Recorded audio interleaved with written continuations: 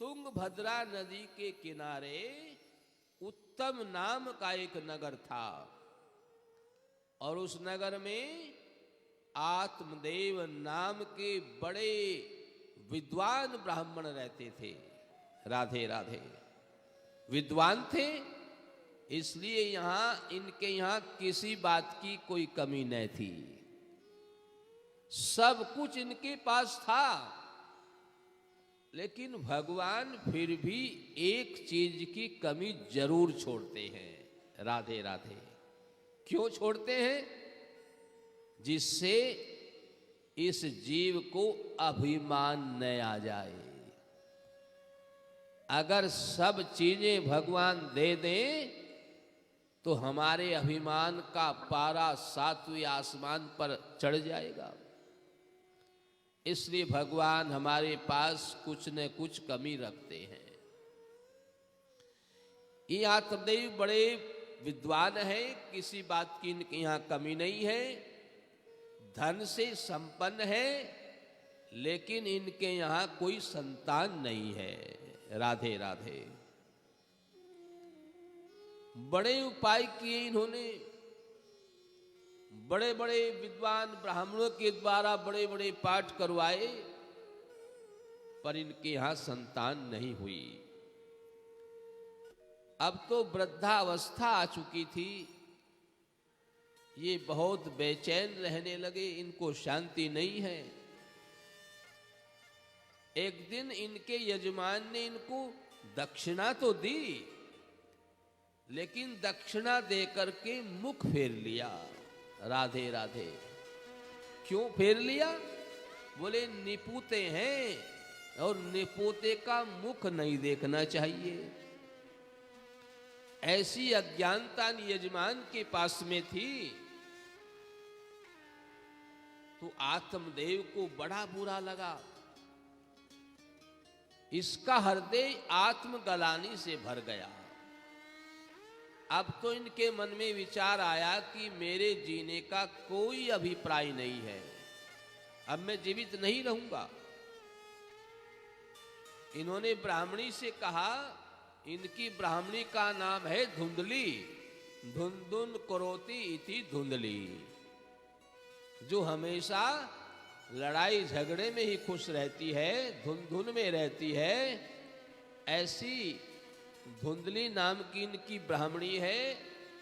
इन्होंने इनसे कहा कि मेरे लिए 4 रोटी बनाओ, मैं जंगल में जा रहा हूं।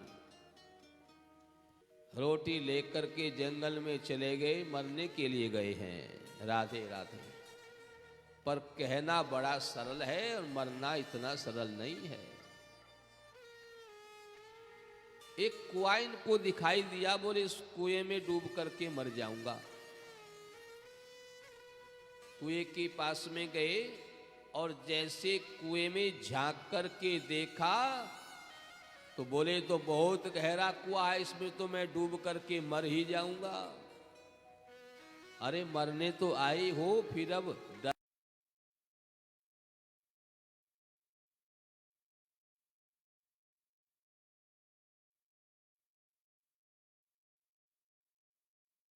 ऐसे तो मैं गिर नहीं सकता, हिम्मत नहीं पड़ी है। कुएं की मेंढ पर लेट जाता हूं, मुझे निद्रा आएगी, एक करवट बदलूंगा, कुएं में धड़ाम गिर जाऊंगा और मेरी मृत्यु हो जाएगी। कुएं की मेंढ पर लेट गई, पर इनको निद्रा नहीं आवे है, मरने का जो डर है।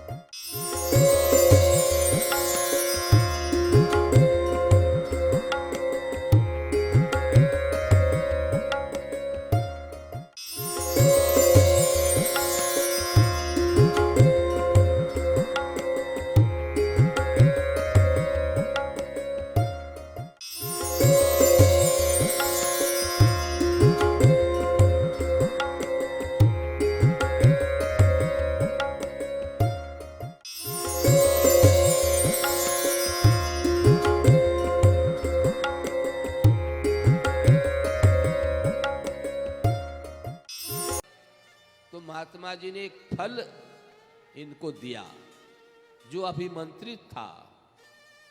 महात्मा जी बोले ये फल अपनी ब्राह्मणी को खिला देना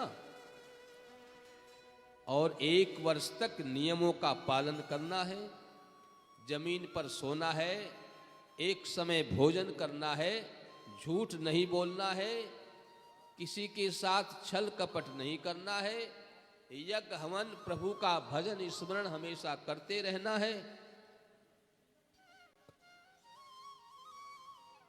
अपनी ब्राह्मणी को खिला देना, आपके यहां बेटा हो जाएगा। ये ब्राह्मण बड़ा प्रसन्न हुआ, इस फल को लेकर के घर में आया, बड़ा प्रसन्न हुआ। ब्राह्मणी से कहा इस फल को आप खाओ और इस प्रकार से 1 वर्ष तक नियमों का पालन करना है, हमारे यहां बेटा हो जाएगा। ब्राह्मणी को फल देकर ब्राह्मण तो चले आए। ब्राह्मणी फल हाथ में लेकर के विचार करने लगी, इस फल को मैं खाऊंगी और पेट में गर्भ आ भी गया तो मुझे क्या फायदा होगा, पेट में वजन बढ़ जाएगा, भोजन कम कर पाऊंगी, बहुत पीड़ा भी होगी, और अगर घर में चोर आ गए, घर में आग लग गई तो सब तो भाग जाएंगे और मेरे से भगा भी नहीं जाएगा और मैं यहीं जल करके मर जाऊंगी।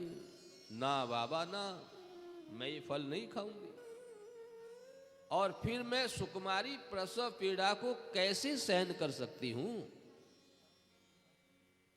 और फिर ये आचार नियम मेरे से कहां होंगे। जब तक दिन में 4 बार किसी से झगड़ा ना कर लूं तब तक तो मुझे भूख नहीं लगती। ना बाबा ना, ये नियम मैं धारण नहीं कर सकती। राधे राधे। पर इस फल का क्या करूं। जब कोई उपाय नहीं सूझा तो ये बैठ करके घर में रोने लगी। इसी गांव में इसकी बहन रहे, किसी ने जाकर बताया तुम्हारी बहन रो रही थी। इसकी बहन दौड़ी हुई आई, बहन रो क्यों रही है। बोले क्या करूं, तेरे जीजा ये फल लेकर के आए हैं, इस फल को खा करके मैं गर्भवती हो जाऊंगी, पेट बढ़ जाएगा, वजन भारी हो जाएगा, घर में आग लग गई, लुटेरे आ गई, सब भाग जाएंगे, मैं ही मर जाऊंगी जल करके।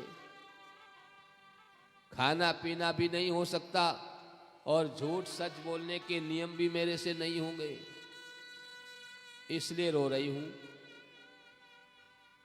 अब तुम्हारे जीजा को क्या जवाब दूं। इसकी बहन बड़ी चालाक है।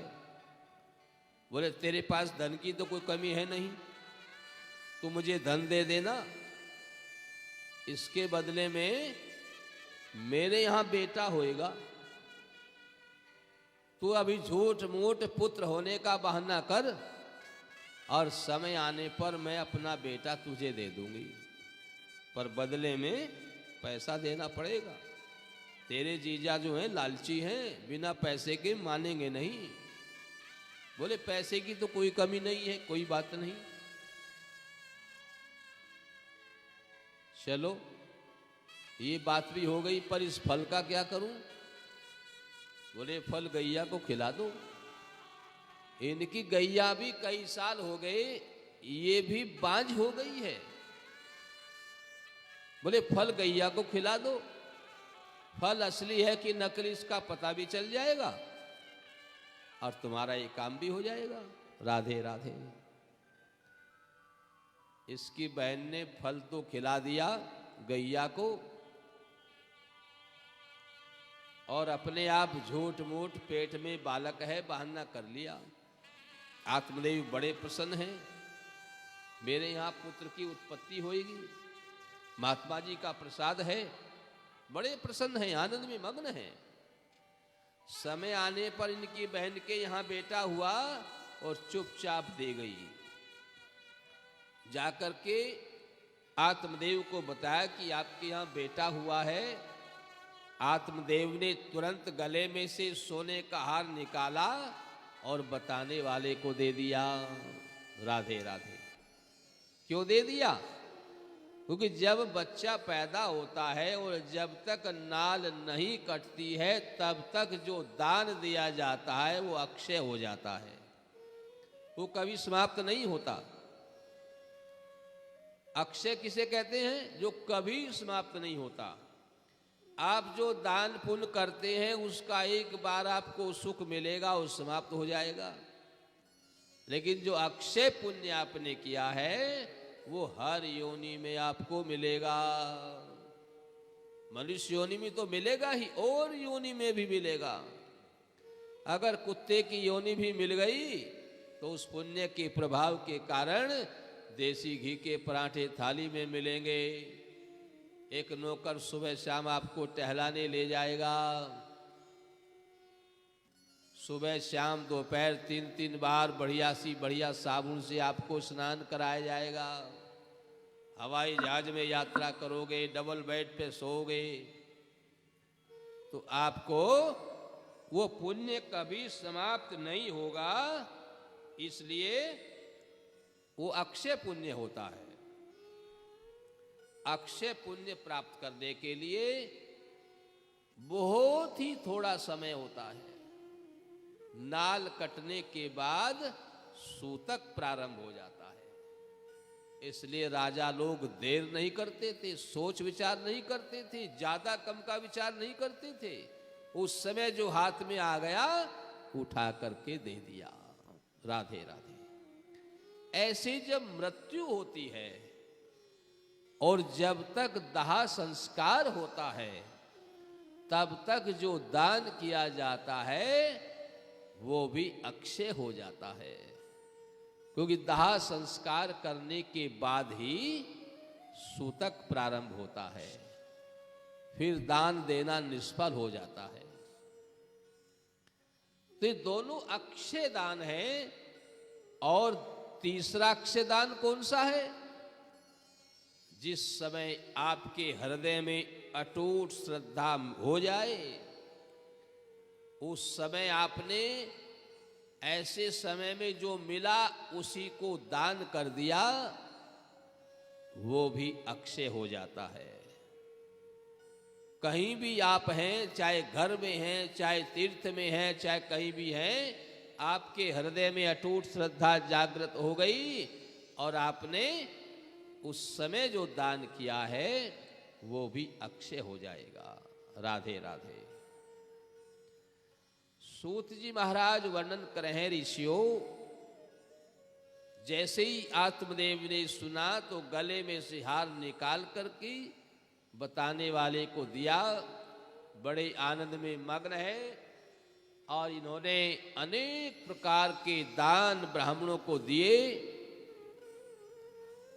और सारे गांव में जय जयकार हो गई। आत्मदेव के यहाँ बेटा हुआ है। राधे राधे। उसका उत्सव मना रहे थे। 3 दिन बाद देखा कि गैया भी ब्याने वाली थी। फल जो खाया था उसने भी बेटा दिया है, बछड़ा नहीं दिया। गैया ने भी बछड़ा नहीं, बेटा दिया है। अब तो सारे गांव में जय जयकार हो गई। कहाँ तो आत्मदेव के यहाँ संतान नहीं हुई थी, उम्मीद भी नहीं रही थी, और कहाँ गैया ने भी बेटा ही दिया है। राधे राधे। अब नामकरण संस्कार हुआ। आत्मदेव का जो बेटा था, आत्मदेव ने कहा मेरा नाम आत्मदेव है, बेटे का नाम परमात्मा देव रख देता हूं। धुंधली खड़ी हो गई, क्यों जी? 9 महीने पेट में मैंने इसको रखा है। जितने नियम महात्मा जी ने बताए थे वो सब मैंने पालन किए हैं। झगड़े वाली है ना, पालन नहीं किया कुछ भी, ना ही 9 महीने रखा, नहीं पालन किया है, लेकिन झगड़े वाली है ना। और नाम अपने नाम पर रखोगे, मैंने इतना किया, मेरा कुछ नहीं। आत्मदेव बड़े ही भगवत परायण है। इन्होंने कहा कोई बात नहीं, तुम्हारे नाम पर रख देंगे। इनकी माता का नाम है धुंधली। आत्मदेव ने अपने बेटे का नाम रख दिया धुंधकारी। धुंधली ने इसको पैदा किया है, इसलिए धुंधकारी नाम रख दिया। राधे राधे। अब गैया ने बेटा दिया तो आत्मदेव ने विचार किया, जब ये मैया अपने बेटे का नाम अपने नाम पर रखना चाह रही है, ये गैया बेचारी बोलती नहीं तो क्या हुआ, ये भी तो चाहती होगी मेरे बेटे का नाम मेरे नाम पर हो।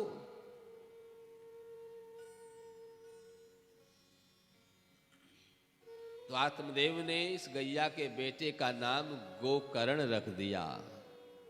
गोकर्ण क्यों रखा? क्योंकि इसके कान गाय के थे, पूरे कान गाय के थे और बाकी मनुष्य था।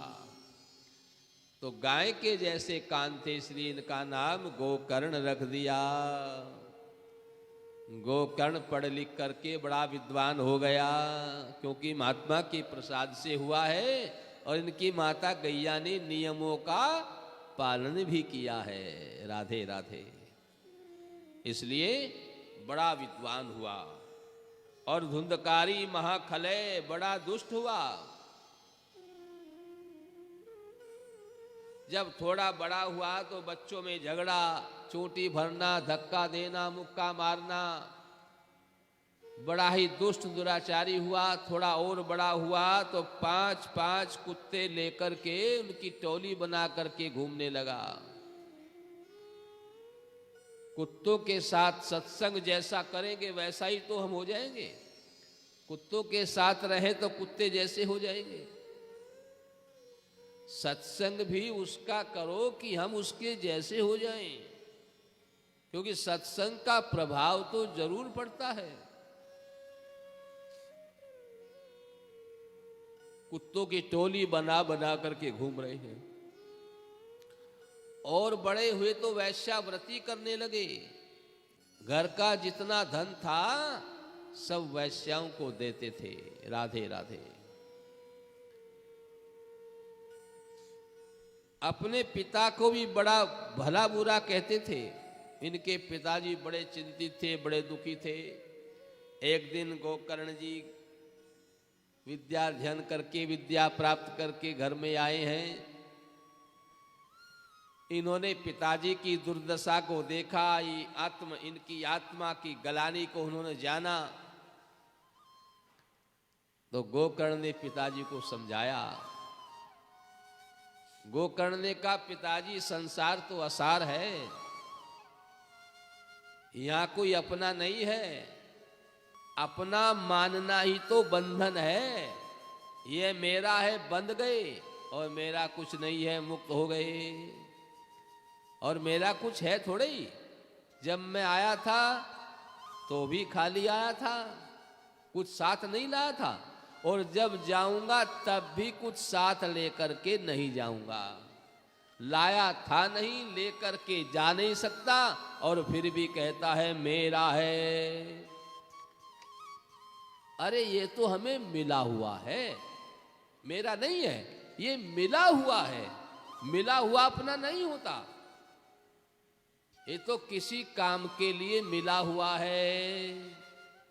जैसे आप कंपनी में नौकरी करने जाएं और वहां आप जो भी काम जानते हैं, आपके काम के अनुसार आपको जो भी सामान मिलेगा, वो सामान किस लिए मिला है? कंपनी का काम करने के लिए मिला है। अपना मानकर घर लाने के लिए नहीं मिला है।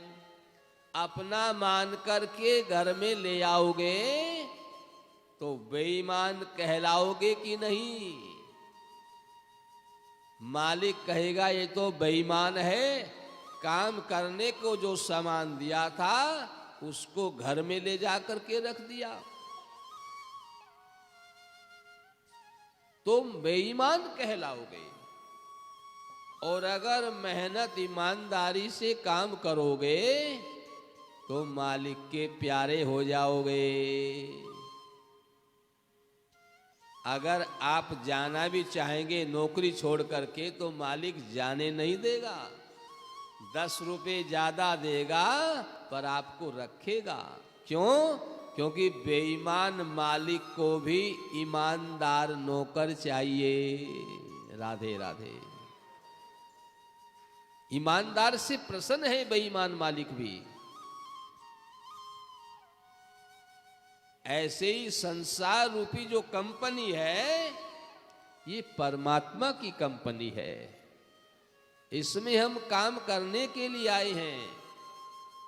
यहां पर हमें जो भी सामान मिला है, मकान, दुकान, रुपए, कपड़े, पैसा जो भी मिला है, ये मेरा नहीं है, ये मिला हुआ है। ये किस लिए मिला है? अपना मानकर सुख भोगने के लिए नहीं मिला है, ये संसार के काम के लिए मिला है। जैसे कंपनी में जो सामान मिला कंपनी के काम के लिए मिला था, ऐसे संसार में हमें जो मिला है ये संसार के काम के लिए मिला है। संसार रूपी जो परमात्मा की कंपनी है उसके काम के लिए हमें मिला है। अपना मानकर सुख भोगने के लिए नहीं मिला है। अपना मान करके सुख भोगेंगे तो बेईमान कहलाएंगे। अपने लिए नहीं है। एक तो होती है आवश्यकता और एक होती है कामना। आवश्यकता तो पूरी होती है पर कामना कभी पूरी नहीं हो सकती।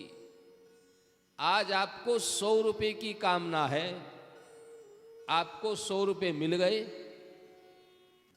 बड़े प्रसन्न हो गए। लेकिन कितनी देर? थोड़ी देर प्रसन्न हो गए। क्यों? क्योंकि 100 रुपए मिलते ही 1000 चाहिए।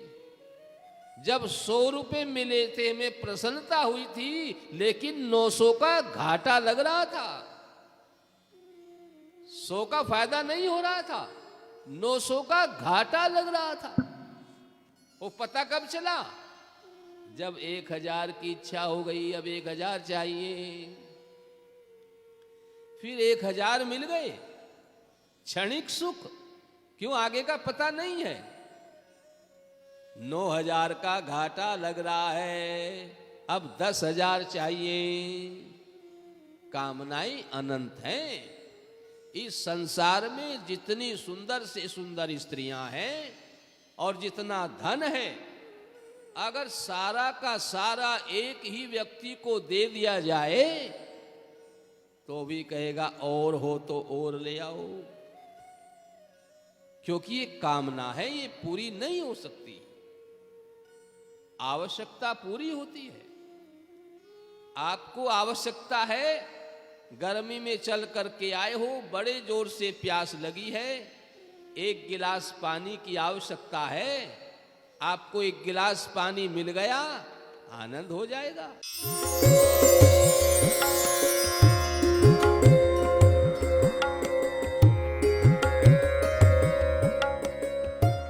कौन से भगवान को पुकार रहे हैं?